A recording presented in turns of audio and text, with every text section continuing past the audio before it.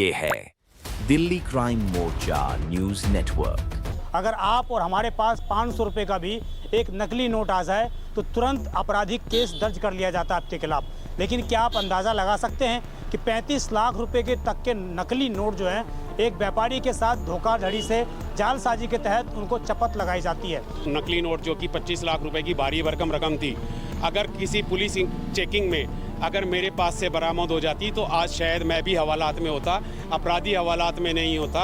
शिकायत करता एक सामान्य व्यापारी, क्योंकि उसके पास से नकली नोट बरामद हो जाते तो वो हवालात में होता। पहला गड्डी पैकेट खोलते ही, जिसमें कि 10 गड्डियाँ थी, वो खोलते ही हमारे तो होश हवास उड़ गए। अभी जो हमने FIR लिखी उसे लिखाने में हमारे पसीने छूट गए, क्योंकि हमें समझ नहीं आया अभियुक्तों को पुलिस को सुपुर्द कर देने के बाद, बमै सबूत सुपुर्द कर देने के बाद पुलिस कार्रवाई में इतनी देरी क्यों हो रही है, रजिस्टर्ड करने में देरी क्यों हो रही है। बॉर्डर में ऐसे प्रिंट किया गया था कि वो अगर अलट पलट के, जब अगर गड्डी पैक की हुई हो तो अलट पलट के ऊपर नीचे जैसे मर्जी करके देख लें तो वो नोट असली जैसे दिखाई देते हैं, पर वो सारे नोट नकली थे। ये एक संगठित अपराध और एक बहुत ही सुनियोजित तरीके से किए जा रहे अपराध हैं, क्योंकि इस तरीके से प्रिंटिंग करना, इस तरीके से दिमाग लगाना, ऐसा नेटवर्क डेवलप करना हर किसी के बस की बात नहीं है। जब हमने इन्हें पकड़ लिया तो हमने इन्हें कस के पड़ा। इन्होंने हमारे साथ भागने की कोशिश की, हमें चोट पहुंचाने की कोशिश की, मुझे इनके साथ हाथापाई हुई करने की कोशिश की,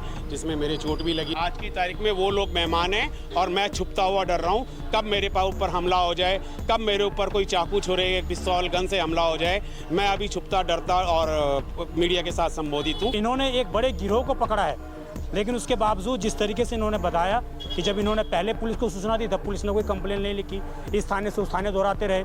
जब इन्होंने ये बताया कि एक अपराधी को हम पकड़ने के लिए जा रहे हैं, आप एक कांस्टेबल तो कम से कम हमारे साथ भेज दीजिए, तब पुलिस ने इनके साथ कांस्टेबल नहीं भेजा।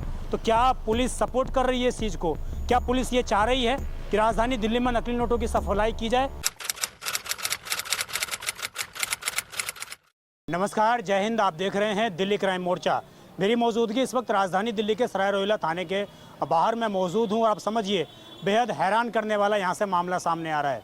अगर आप और हमारे पास 500 रुपये का भी एक नकली नोट आ जाए तो तुरंत आपराधिक केस दर्ज कर लिया जाता है आपके खिलाफ। लेकिन क्या आप अंदाज़ा लगा सकते हैं कि 35 लाख रुपए के तक के नकली नोट जो हैं एक व्यापारी के साथ धोखाधड़ी से जालसाजी के तहत उनको चपत लगाई जाती है।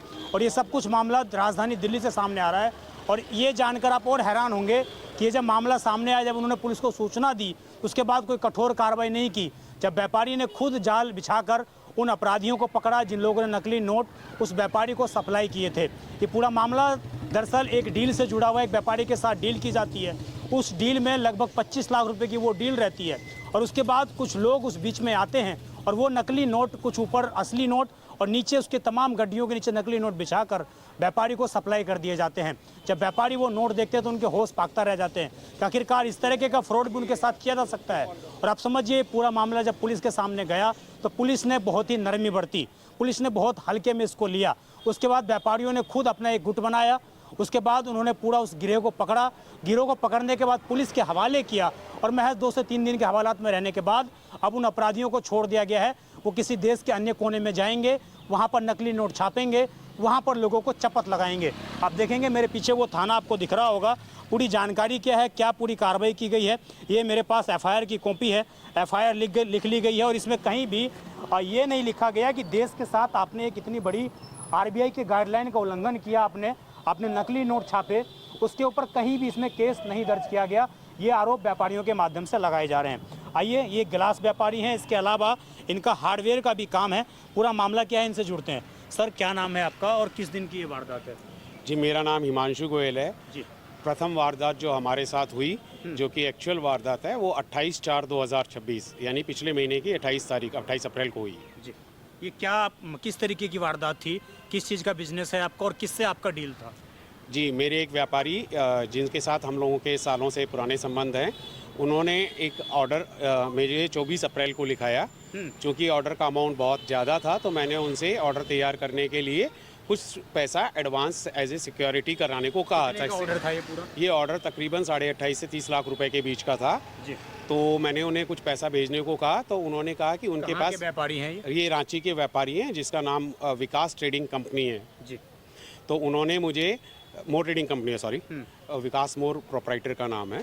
तो उन्होंने मुझे कहा कि मैं अपने किसी सोर्स के किसी जानकारी या किसी तरीके से आपको कुछ सिक्योरिटी मनी अवेलेबल करा देता हूँ, वो आप पैसा अपने पास रखिए, जब माल तैयार हो जाएगा तब तक मेरे पास पैसा भी शायद बैंक में आ जाएगा, मैं पैसा बैंक में बेच के अपना पैसा वापस ले लूँगा। ठीक है, तो ये जो पैसे उन्होंने भेजे किसी थर्ड पार्टी, किसी थर्ड आदमी के थ्रू, वो आपके पास पैसे लेकर आए? जी हाँ, मुझे एक मोबाइल नंबर दे करके, मेरे स्टाफ को एक मोबाइल नंबर दे करके संपर्क करने को कहा गया। उन्होंने संपर्क किया उस मोबाइल नंबर से, तो उन्होंने और एक दो मोबाइल नंबर दिए। लास्ट में एक मोबाइल नंबर वाले ने PVR विकासपुरी के सामने वहाँ बुलाया और मेरे स्टाफ को नए नोटों की शक्ल में 5 पैकेट, जिसमें कि एक पैकेट में 10 बंडल थे, यानी कि 5 लाख रुपए थे। जैसे एकदम नए नोट 25 लाख रुपए के दिए गए। हम चूंकि व्यापारी आदमी हैं तो दिमाग में दूर दूर तक नहीं आया कि नकली हो सकते हैं, बल्कि एक सामान्य व्यक्ति की तरह हमारे दिमाग में सबसे पहला भय आया कि हमारे साथ कहीं लूट या चोट ना हो जाए। तो हम उन पैसों को वहाँ गिनती नहीं कर पाए। उन पैसों को सबसे पहले, चूंकि बड़ी रकम थी, तो मेरा कर्मचारी सीधा ऑफिस लेकर के आया, हमारे मुंडका स्थित ऑफिस लेकर के आया। कितना अमाउंट था ये 25 लाख रुपए थे, जिन्हें लेकर के वो मेरा स्टाफ जो है वो ऑफिस में लेकर के आया और उन्हें गिनती करना चालू किया। तो पहला गड्डी पैकेट खोलते ही, जिसमें कि 10 गड्डियाँ थी, वो खोलते ही हमारे तो होश हवास उड़ गए मेरे स्टाफ के। उसने तुरंत मुझे वीडियो कॉल करके दिखाया कि ये नोट सारे नकली हैं, ऊपर नीचे 10 गड्डियों में, यानी कि 1000 नोटों में एक नोट ऊपर और एक नोट नीचे, सिर्फ असली जैसा दिखाई दिखने वाला, शायद असली हो या नकली मुझे नहीं मालूम, जैसा था। और बाकी सब जगह चारों तरफ बॉर्डर में ऐसे प्रिंट किया गया था कि वो अगर अलट पलट के, जब अगर गड्डी पैक की हुई हो तो अलट पलट के ऊपर नीचे जैसे मर्जी करके देख लें तो वो नोट असली जैसे दिखाई देते हैं, पर वो सारे नोट नकली थे। तो मैंने उसे बाकी की रकम को खोलने से मना किया और थाने में सूचना देने को कहा। मुंडका थाने में हम लोग गए, जहाँ से ज्यूरिडिक्शन का मैटर बता करके विकासपुरी थाने भेजा गया। विकासपुरी से फिर मुंडका, मुंडका से फिर विकासपुरी, ऐसे चक्कर मेरे स्टाफ लगाते रहे। फाइनली मैं 1 तारीख को यहाँ पे दिल्ली आया। मैं सिलीगुड़ी में रहता हूँ, यहाँ आया और यहाँ पर आकर के मैंने फिर दोबारा पुलिस से गुहार लगाई कि हमारी कंप्लेंट रजिस्टर की जाए, अपराधियों को गिरफ्तार किया जाए या उनका सुराग लगाने की कोशिश की जाए, क्योंकि जो हमारे पास जो समझ में आया, ये एक संगठित अपराध और एक बहुत ही सुनियोजित तरीके से किए जा रहे अपराध हैं। क्योंकि इस तरीके से प्रिंटिंग करना, इस तरीके से दिमाग लगाना, ऐसा नेटवर्क डेवलप करना हर किसी के बस की बात नहीं है। तो ये सब बातें करते हुए 2 तारीख को हमें पता चला कि खुद से पता चला कि एक व्हाट्सएप नंबर इनमें से दोबारा से एक्टिवेट हो गया है। तो वो नंबर पे हमने व्हाट्सएप पे दूसरे फ़ोन से, मेरे एक परिचित के फ़ोन से दोबारा से एक जाल बिछाने की कोशिश की और फिर से उन्हें 10 लाख रुपए हमें नकद देने को कहा। जैसे ही हम लोगों ने उन्हें 10 लाख रुपए नकद देने को कहा तो वो लोग तैयार हो गए। तो 10 लाख रुपए जब हम लेने के, किस एवज में आपने कहा कि मुझे इस एवज में चाहिए पैसे? मैंने एक परिचित को धनबाद में खड़ा किया। वही सेम रीज़न पिछली बार वाला हम लोगों ने क्रिएट किया कि हम लोगों को पैसे यहाँ दे दो और थोड़े दिन बाद पैसे वापस वहीं से ले जाना। ऐसे ही ऑर्डर की एक कहानी गढ़ी गई और उस सब कहानियों में उनको उलझाया गया। पर वो सब हमारी किस्मत की बात थी कि उन कहानियों में उलझे और उस जाल में वो फंसे। फिर वो जब जाल में फंसने के बाद हमारे पास एक नंबर आया कि दिल्ली को ये मोबाइल नंबर वाला आदमी पैसे देने आएगा, तब हमने पुलिस को दोबारा इन्फॉर्म किया। मुंडका थाना मुंडका और थाना विकासपुरी दोनों में इन्फॉर्म किया और उन्हें दोबारा इन्फॉर्म किया। उससे पहले भी आपने इन्फॉर्म किया था कि नकली नोट मेरे को दिए गए? जी, पहले उस पर पुलिस ने कोई जांच पड़ताल की थी? पुलिस ने हमारी कंप्लेंट रजिस्टर नहीं की, हमें इधर से उधर घुमाते रहे कि ये हमारे ज्यूरिडिक्शन का मामला नहीं है। विकासपुरी थाने वालों का कहना था और मुंडका थानों वालों का भी यही कहना था, ये हमारा ज्यूरिडिक्शन नहीं है।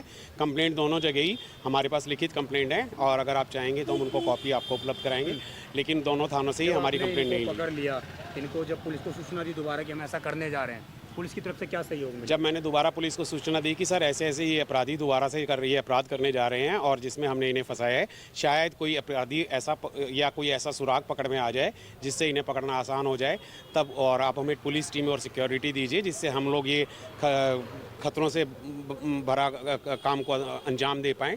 तब भी पुलिस ने हमें किसी तरह का सहयोग नहीं दिया। कोई और एक जवान भी नहीं गया आपके साथ? हमारे साथ पुलिस का एक जवान भी नहीं गया और हमारी कोई कंप्लेंट, जस्ट एक जनरल डायरी रजिस्टर्ड करने की जैसी एक छोटी सी फॉर्मेलिटी भी पुलिस ने कंप्लीट करने की कोशिश नहीं की। तो हम लोगों ने खुद से अपनी हिम्मत जुटाई, जितनी हम सामान्य से व्यापारी हैं, सामान्य से दिखने वाले लोग हैं, तो हमें नहीं मालूम था जो लोग आएंगे वो किस कदकाठी की और किस तरह के हथियारों से या आग्नेयास्त्रों से या किसी और रिवॉल्वर वगैरह जैसी चीज़ों से वो लोग लैस भी हो सकते थे। तो मैंने मेरे जो कारखाने में कार्यरत 2-3 कर्मचारी हैं उनको और अपने 1-2 मित्रों को बुलाया और बोला कि हम लोग खुद ही अंजाम देते हैं इसको। तो हम लोगों ने खुद अंजाम दिया। घटना की पुनरावृत्ति हुई, सेम उसी तरीके से उसी पैटर्न पे सेम वही तरीके के नोट हमें दोबारा 10 लाख रुपए दोबारा दिए गए। वो 10 लाख रुपए जब हम दिए गए तो उन नोट ऊपर असली और बाकी सारा नकली। जब ऐसे 2 पैकेट हमें फिर दिए गए तो हमने उन्हें खोला नहीं। हमें मालूम चल गया था कि ये पहले वाले ही लोग हैं, उन्हीं के सरगने के थ्रू या उन्हीं में से कोई गैंग जो है उसी के आदमी के थ्रू चूंकि ये जाल बिछाया गया तो हमें मालूम था ये गैंग एक ही है। तो हम उन्हें तुरंत पकड़ा और जैसे ही तुरंत पकड़ा तो हम लोगों ने सामने काफ़ी सारी पब्लिक इकट्ठी हो गई थी, तो हमें डर भी लग रहा था कि कहीं पब्लिक में उनके आदमी ना हो, हमारे साथ कुछ हादसा ना कर दें। ये 2 लोग थे, ये 2 लोग जो थे वो पकड़ में आए थे और अगर इनके कोई संगी साथी साथ में अगल बगल में थे तो हमें नहीं जानकारी में। वाहन से आए थे या कोई स्कूटी से आए थे ऐसे? या वाहन हमारी नोटिस में नहीं आया, जब हमें दिखाई दिए तो ये पैदल ही थे। एक आदमी दूर खड़ा हुआ था जिसका परिचय लिया। उसके बाद क्या स्थिति हुई? जब हमने इन्हें पकड़ लिया तो हमने इन्हें कस के पड़ा। इन्होंने हमारे साथ भागने की कोशिश की, हमें चोट पहुंचाने की कोशिश की, मेरे इनके साथ हाथापाई हुई करने की कोशिश की, जिसमें मेरे चोट भी लगी, मेरे एक स्टाफ को भी चोट लगी। फिर हम लोगों ने इन लोगों को किसी तरीके से काबू में किया और 112 नंबर पे कॉल किया। 112 नंबर पे कॉल किसी वजह से हमारी लग नहीं पाई। 2-3 बार कॉल ट्राई करने के बाद हम बहुत घबराए हुए थे क्योंकि हमें नहीं मालूम था जो पब्लिक खड़ी हुई है उसमें से पब्लिक कौन है और अपराधी कौन है। ये बात थी दिल्ली की, शास्त्री नगर मेट्रो स्टेशन के नीचे की बात है जी। तो उसके बाद हम लोग चूंकि बहुत घबरा गए थे तो भीड़ में से किसी ने सलाह दी कि थाना सराय रोहिल्ला यहाँ से कदमों की दूरी पे है, मुश्किल से 100 मीटर 150 मीटर की दूरी पे यहाँ पर लाए। तो हम लोग घसीट तो नहीं पाते हैं सर, घसीटना हमारी नहीं है, लेकिन हाँ हम लोग उनको दबोचते हुए यहाँ तक लेकर के आए और थाना में अवेलेबल श्री दीपक कल्याण जी जो कि सब इंस्पेक्टर हैं उन्हें इस मामले की सूचना दी और लिखित में शिकायत दी।